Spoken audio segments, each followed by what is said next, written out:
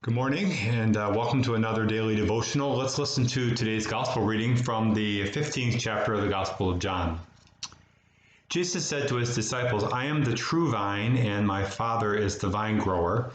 He takes away every branch in me that does not bear fruit, and every one that does, he prunes, that it bears more fruit.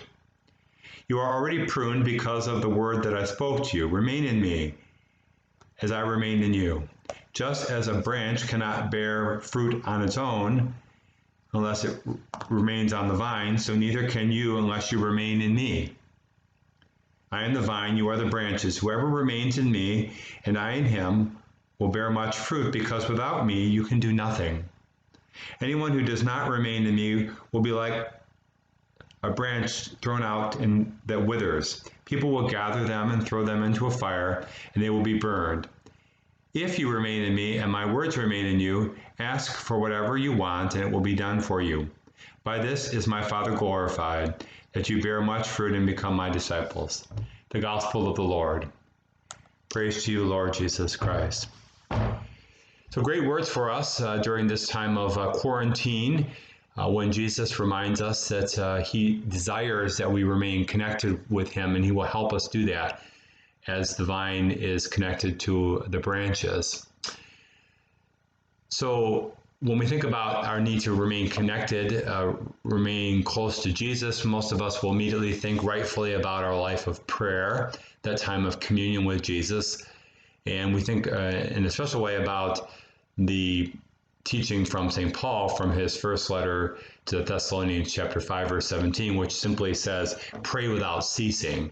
So if indeed we could live a life of prayer without ceasing, then we would always remain connected to Jesus the vine. Over this time of quarantine, we've all certainly had the experience of feeling unconnected, not just with our God, but with other people, as the required isolation tends to put distance between us and those we love.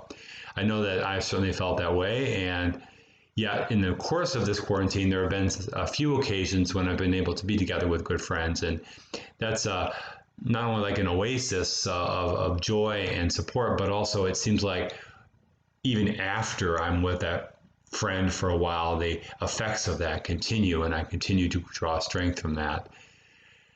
So the Catholic tradition about this remaining in Jesus, that is praying always, would recognize that if we can but punctuate our day with concrete and conscious acts of prayer, things like morning prayer, maybe some time for reflection during the day, and then before we go to bed, those can have that same kind of lasting effect that we've perhaps known with our friends during this time of quarantine, that even when we're not with that person, the fact that we were recently with that person, or we intend to be with that person again soon, a friend, can have this effect of helping us remain always connected. So let's ask the Spirit to prompt our hearts multiple times through this day, so that in that manner of praying always, we can remain connected closely with Jesus, who is the vine and who is the life. Well, God bless you. Have a good day. And we'll talk to you later. Bye.